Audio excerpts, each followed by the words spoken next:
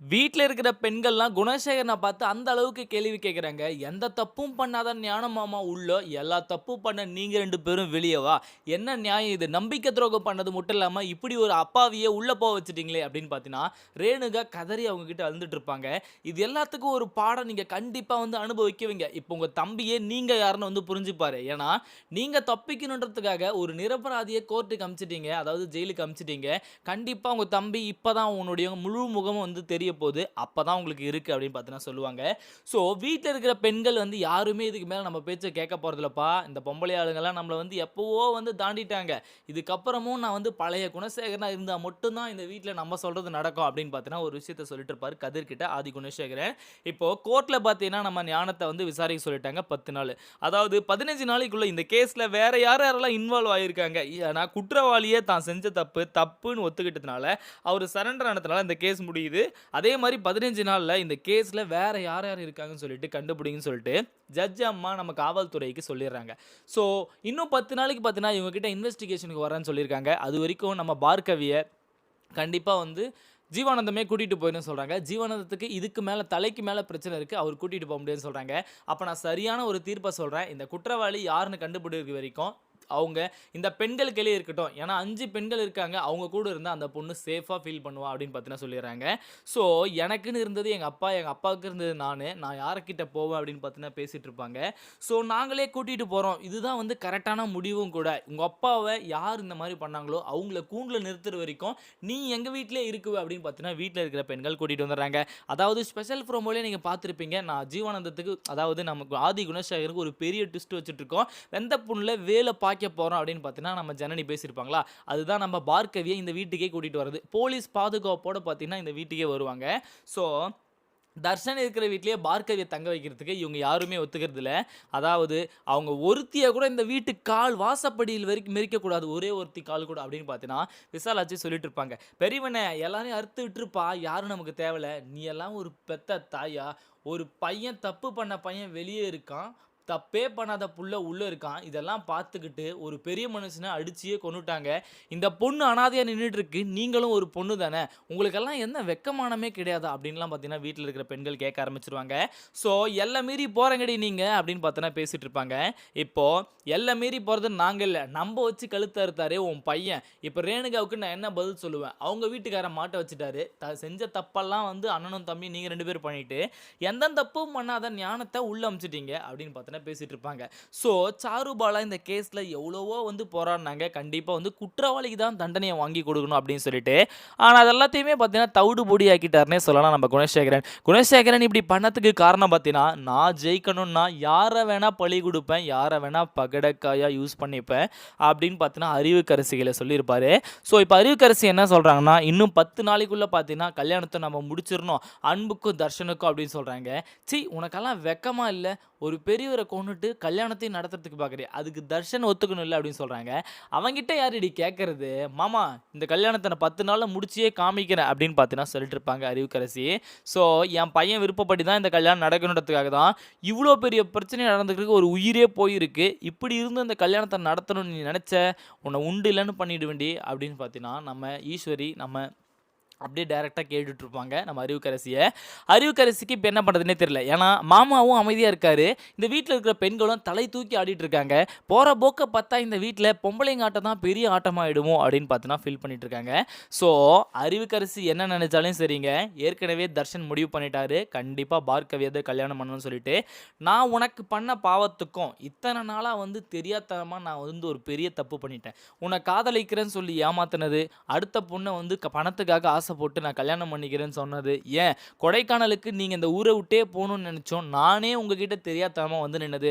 எல்லாத்துக்கும் பிராயச்சித்தமா நான் உன்னை கல்யாணம் பண்ணிக்கிறேன். காலம் ஃபுல்லா உன் காலடியிலே கிடக்கிறேன் அப்படின்னு பார்த்தன்னா, அவங்க அப்பாவ அடக்கம் பண்ணும்போதே சொல்லியிருப்பாரு நம்ம தர்ஷன். தர்ஷன் நீ பேச வேண்டிய நேரமோ, பேச வேண்டிய விஷயமோ இது கிடையாது அப்படின்னு பார்த்தீங்கன்னா சொல்லி வீட்ல இருக்கிற பெண்கள் கூட்டிட்டு வந்திருப்பாங்களா?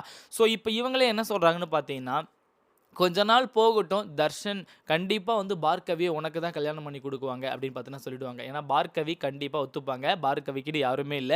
இப்போதைக்கு ஆதரவு தந்து பார்த்துக்கிறதுக்கு நம்ம தர்ஷன் மட்டும் தான் இருக்காரு. ஆனா அவரே ஒரு சமயத்துல இவங்கள லவ் பண்றேன்னு சொல்லிட்டு கொலை முயற்சி ஈடுபட்டு என்னென்னவோ பண்ணி விட்டுட்டாங்க. அதனால மட்டுமே ஒரு உயிரே போயிடுச்சு. ஜீவானந்தம் சொல்லுவாரு, இவங்க அப்பா சாவுக்கு நானும் ஒரு வகையில காரணமாயிட்டேன். தேவையில்லாத நான் அவங்கள பார்த்தது அப்படியே காப்பாத்தி வேற எங்கேயாச்சும் கொண்டு போய் விட்டுருக்கணும். பிரச்சனைய தீர்க்கிறேன் அப்படின்னு சொல்லிட்டு இங்க கொண்டு வந்து ஒரு உயிரவே போக வச்சுட்டேன் அப்படின்னு பார்த்தீங்கன்னா ஜீவானந்தம் சொல்லிட்டு இருப்பாரு. நீங்க உதவி பண்ணணும்னு தான் நினைச்சீங்க. ஆனா இது இப்படி உபத்திரமா முடியும்னு நான் கூட நினைச்சு கூட பார்க்கல. இது எல்லாத்துக்கும் காரணம் குணசேகரன் தான். ஏன்னா என்னவே நம்ப வச்சு கழுத்து அறுத்துட்டாரு. நான் கண்டிப்பா வந்து கல்யாணத்த தடுத்து நிறுத்தி நம்ம தர்ஷன வேலைக்கோ படிக்கிறதுக்கோ அனுப்புவாருன்னு தான் நினைச்சு கூட்டிட்டு வர சொன்னேன். ஆனா இங்க கூட்டிட்டு வந்ததுக்கு அப்புறம் தான் தெரியுது அவருடைய சுயரவுமே இப்படி வந்து பச்சோந்தியா மாறுவார்ன்னு நான் நினைச்சு கூட பார்க்கல. எனிவே நீங்க பண்ண ஹெல்ப்புக்கு தேங்க்ஸ் அப்படின்னு பார்த்தீங்கன்னா சொல்லிடுவாங்க. அதாவது ஜீவானந்தத்துக்கு கீழ நம்ம ஈஸ்வரி சொல்லிடுவாங்க. இப்போ ஈஸ்வரி என்ன முடிவு எடுத்திருக்காங்கன்னு பார்த்தீங்கன்னா, கண்டிப்பா ஏதாச்சும் ஒரு ஆதாரம் கிடைக்கும். இவங்க 2 பேர் தான் அவங்கள கொலை பண்ணாங்கன்னு சொல்லிட்டுன்னு பார்க்குறாங்க. ஏன்னா, கதிர் வந்து வந்த உடனே கழுத்த புடிச்சு நெரிச்சாரு அப்படின்னு பார்த்தீங்கன்னா சொல்லிட்டு இருப்பாங்க நம்ம ஜனனி. இது அதாவது லெஃப்ட் கையில வந்து நம்ம பார்கவியோட அப்பாவையும், ரைட் கையில வந்து பார்கவியும் புடிச்சு நெரிச்சிருந்தாரு. அந்த சிசிடிவி ஃபுட்டேஜ் எங்கனா கிடைச்சுச்சுன்னா, இந்த 15 நாளைக்குள்ள இவங்க தான் குற்றவாளின்னு நிரூபிச்சுட்டு, நிரபராதியான ஞானமாமா நம்ம வெளிய எடுத்துடலாம் அப்படின்னு சொல்லுவாங்க. எனக்கு என்ன பண்றதுன்னு தெரியல. நான் யார்கிட்ட போவேன்? எனக்கு என்ன தெரியும்? அப்படின்னு பார்த்தீங்கன்னா, ரேணுகா சொல்லிட்டு இருப்பாங்களா, "அக்கா, அக்கா எதுவுமே ஆவாது அவருக்கு. 10 நாள் விசாரிக்க மட்டும் தான் விசாரிப்பாங்க. அது மட்டும் இல்லாம குணசேகரன் 10 நாள்ல வெளிய எடுக்கணும்னு சொல்லிட்டு இருப்பாரு." அப்படின்னு ஞான மாமா கிட்ட. "நீங்க எதுக்கும் கலங்காதீங்க. இவங்க தான் உண்மையான குற்றவாளின்னு நாம நிரூபிப்போம். 10 நாள் கோர்ட்ல டைம் குடுத்துருக்காங்கல்ல." அப்படின்னு பார்த்தீங்கன்னா சொல்லுவாங்க. ஸோ சாரு, பாலா ஏற்கனவே ஒரு நல்ல ஆதாரத்த மட்டும் திரட்டிட்டு வாங்க. கண்டிப்பா உங்கள நான் உள்ள தள்ளி காமிக்கிறேன் கோர்ட்ல அப்படின்னு பார்த்தீங்கன்னா சொல்லுவாங்களா. ஸோ ஏதாச்சும் ஒரு சிசிடிவி ஃபுட்டேஜ் மாட்டுதா அப்படின்னு பார்த்தீங்கன்னா, வீட்ல இருக்கிற பெண்களும் பார்த்தீங்கன்னா ஏதாச்சும் யோசிச்சுட்டே இருப்பாங்க. சக்தி கிட்ட கேட்கறாங்க, "இந்த விஷயத்துல என்ன இழுத்தீங்கன்னா அண்ணன் என் மேல ரொம்ப கோவப்படுவாரு. ஏற்கனவே இந்த இடத்துல இருந்து அந்த இடத்துக்கு போயிட்டியாடா அப்படின்னு பார்த்தீங்கன்னா பேசிட்டு இருக்காரு. ஸோ இந்த விஷயத்த நீங்களே பார்த்துக்கங்க அப்படின்னு பார்த்தீங்கன்னா சக்தி விலகிடுவாரு.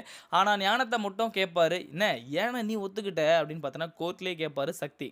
இப்போ சிசிடிவி ஃபுட்டேஜ் செக் பண்றாங்க. ஆனா, உள்ள நடந்தது எதுவுமே தெரியல. கேட் வரையும் தான் தெரியுது. இந்த வீட்ல இருக்க சிசிடிவி கேமராவும் எதுக்குமே உதவாத கேமரான்னு இவங்களுக்கு தெரிஞ்சு போச்சுங்க. ஆனா, ஒரே ஒரு தெருவுல மட்டும் ஒரு சிசிடிவி ஃபுட்டேஜ் இருக்கு. அதுதான் வந்து நம்ம கதிர்வேலன் கார தொரத்திட்டு போனது. அதாவது ஜீவானந்தம் காருக்குள்ள ஏறுவாரு. பார்கவியும், பார்கவியோட அப்பாவையும் கூட்டிக்கிட்டு. அந்த நேரத்துல லாஸ்ட் வரைக்கும் பார்த்தீங்கன்னா, கதிர் விடாம அவங்கள அடிக்கணும்னு சொல்லிட்டு கட்டை எடுத்துட்டு தொரத்துவாரு. அந்த நேரத்துல ஜீவானந்தம் கார ரிவர்ஸ் எடுப்பாரு. அப்ப கார அடிச்சுட்டு போனதே பார்த்தீங்கன்னா, கார கட்டையால எடுத்து அடிச்சது கூட பார்த்தீங்கன்னா, நம்ம கதிர் தாங்க. ஆனா போதிய ஆதாரம் இது கிடையாது. கண்டிப்பா இவங்க வர சொன்னதிலிருந்து இவங்க தான் அடிச்சாங்கன்ற வரைக்கும் நம்ம நிரூபிச்சே ஆகணும். முக்கியமா இந்த அறிவுக்கரசிய உள்ள தள்ளணும். அவங்களுடைய ஆளுங்க இருந்ததுனால தான் இவ்ளோ பெரிய பிரச்சனையுமே ஏற்பட்டது. கதிர் மட்டும் குணசேகரன் மட்டும் இருந்தாங்கன்னா, நாமளே சமாளிச்சிருந்துக்கலாம். ஸோ ஜீவானந்தமும் நமக்கு சப்போர்ட்டா தான் இருந்தாரு. ஆனா இவங்கள கண்டிப்பா நம்ம கூண்டுல ஏத்தி ஆகணும்னு பார்த்தீங்கன்னா, பிளான் பண்ணிட்டு இருக்காங்க. ஆனா அதுக்கு முன்னாடியே குணசேகரனுக்கும் நம்ம கதிருக்கும் தெரிஞ்சுச்சுங்க. நம்மள எப்படி இருந்தாலும் இவங்க விட போறதில்ல. கண்டிப்பா நம்மளையும் கூண்டுல ஏத்திருவாங்கன்னு சொல்லிட்டு. ஸோ ஞானத்த வெளிய எடுக்கிற மாரி கொஞ்சம் ஆக்ஷன் குடுத்துட்டு இருக்காங்க. ஏன்னா ஞானம் எவ்வளோ நாளைக்கு உள்ள இருக்காரோ, அதுவரைக்கும் பார்த்தீங்கன்னா, ரேணுகாவோட ஆட்டமும், இந்த பெண்களோட ஆட்டமும் கொஞ்சம் அடங்கும் அப்படின்னு பார்த்தீங்கன்னா நெனச்சுட்டு இருக்காங்க. ஆனா ஞானத்த வெளிய எடுத்துட்டு உங்கள உள்ள தள்றதுக்காக தான் வீட்ல இருக்கிற பெண்களே பார்த்தீங்கன்னா, இப்போதைக்கு போராடிட்டு இருக்காங்க. "என்னய்யா பாவம் பண்ணான் என் புருஷன் உனக்கு? உன்ன நம்பிட்டே இருந்ததுக்கு கழுத்த அறுத்துட்டியே! ஸோ நீ நல்லா இருக்கணுன்ற ஒரே காரணத்தினால என் புருஷன் உள்ள இருக்கணும்னு நெனச்சிட்டியா? உனக்கெல்லாம் கொஞ்சம் கூட வந்து சூடு சொரணை கிடையாதா? தம்பின்ற பாசம் உனக்கு இருந்திருந்தா இப்படி பண்ணியிருப்பியா? நீ போயிருக்கலாம்ல. உனக்கு பரோல் கேன்சல் ஆயி நீ ஜெயில்ல இருந்திருக்கலாம்ல." அப்படின்னு பார்த்தீங்கன்னா பேசிட்டு இருப்பாங்க வாய்க்கு வந்தபடியெல்லாம். ஸோ விசாலாட்சி இத பார்த்த உடனே, "ஏய் என்னடி பேசுற? வீட்ல பெரியவன?" அப்படின்னு பார்த்தீங்கன்னா கேட்டுட்டு இருப்பாங்க. ஒரு வழியா பார்த்தீங்கன்னா, போலீஸ் வந்து விசாரிக்கிறதுக்காக வந்துடுறாங்க. போலீஸ் தனித்தனியா விசாரிக்கிறாங்க. ஆனா இந்த விசாரணையில எங்களுக்கு கொஞ்சம் கூட நம்பிக்கையே இல்ல அப்படின்னு பார்த்தீங்கன்னா, வீட்ல இருக்கிற பெண்கள் சொல்லிடுவாங்க. ஏன்னா ஏற்கனவே விசாரிச்சவங்களே பார்த்தீங்கன்னா, பெரிய ஒரு தப்பு பண்ணிட்டு தான் நான் வந்து சோசியல் மீடியா மூலியமா வந்து இத எடுத்துட்டு போனேன். ஸோ சோசியல் மீடியாவே வந்து நான் நம்பிட்டு இருக்க முடியாது. அதனால தான் போலீஸ் இப்போ வந்து நீங்க விசாரிச்சு, கண்டிப்பா குற்றவாளி இந்த கதிரு, நம்ம குணசேகரன் அப்படின்னு பார்த்தீங்கன்னா, நீங்க தான் அறிவிக்கணும் அப்படின்னு பார்த்தீங்கன்னா, போலீஸ் கீழ வீட்ல இருக்கிற பெண்கள் சொல்லிடுவாங்க. ஸோ அவங்களும் அவங்களுக்கு தெரிஞ்ச மாரி எல்லாம் வந்து பார்த்தீங்கன்னா, ஆதாரத்த திரட்டிட்டு இருக்காங்க. ஆனா ஆதி குணசேகரனையும் சரி, கதிரையும் சரி உள்ள தள்றதுக்கு அவங்களுக்கு வேற வழியே தெரியலைங்க. ஏன்னா எந்தவித ஆதாரமும் கிடையாது. அது மட்டும் இல்லாம இல்லாம நான் தான் பண்ணேன் அப்படின்னு ஒருத்தர் போய் சரண்டரே ஆயிட்டாரு. அதனால தான் இந்த கேஸ் தலைகீழா போயிடுச்சு. என்னதான் வீட்ல இருக்கிற பெண்கள் இவர் தான் சொன்னாலும் நான் தான் பண்ணேன்னே ஒத்துக்கிட்டாரு அவங்க தம்பி. தம்பிங்களும் சேர்ந்து பண்ணாங்கன்னு கோர்ட்ல சொல்லிட்டாங்க. ஆனா தம்பி ஒருத்தர் ஒத்துக்கிறாரு. ஆனா அதுக்கு ஒத்துக்க மாட்டாங்க பெண்கள். ஏன்னா இவர் பண்ணலன்னு தெரியும். தம்பினா யாரு? ஒரே ஒருத்தர் தான் அவருக்கு சப்போர்ட்டா இருக்கிறது. ஆதி குணசேகரனுக்கு சப்போர்ட்டா இருக்கிறது கதிர்வேலன் தாங்க. ஸோ அதனால தான் பார்த்தீங்கன்னா, தம்பிங்கன்னு ஒண்ணு இவங்க நம்ம ஜட்ஜும் பார்த்தீங்கன்னா, முடிவு எடுக்காம இவர் தான் குற்றவாளின்னு அறிவிச்சுட்டாங்க. இதே மாரி இன்ட்ரஸ்டிங்கான வீடியோ நீங்க பார்த்து தெரிஞ்சுக்க நம்ம சேனலை சப்ஸ்கிரைப் பண்ணி பெல் ஐகானை கிளிக் பண்ணிக்கங்க. அப்பதான் நான் போடுற வீடியோ அடுத்தடுத்து உங்களுக்கு உடனுக்குடனே நோட்டிஃபிகேஷன்ல வந்து சேரும். அடுத்த வீடியோல சந்திக்கலாம். அதுவரைக்கும் பாய்.